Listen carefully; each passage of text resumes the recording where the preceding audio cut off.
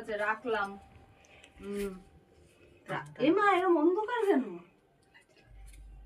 কি ঠিক আছে রাখছি রাখছি।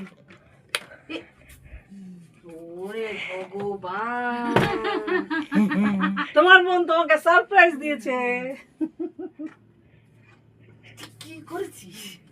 হ্যাঁ কি করেছিস তুই? হ্যাঁ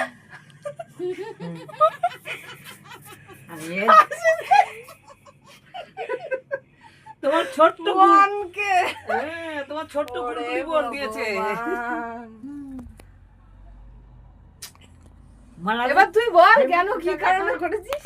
তোর ইউটিউবে 1K সাবস্ক্রাইবার অনেকদিন আগেই হয়ে গেছিল, তুই সেলিব্রেট করবি না, তাই আমি করিয়ে দিলাম।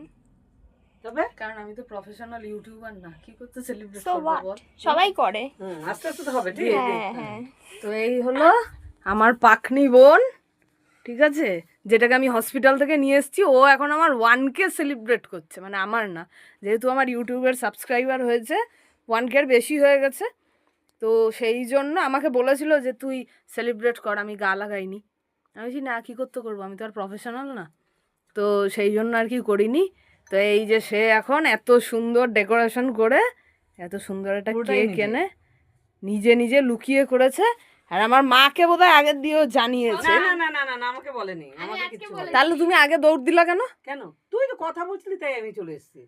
কি আমি আসার সময় বলেছি।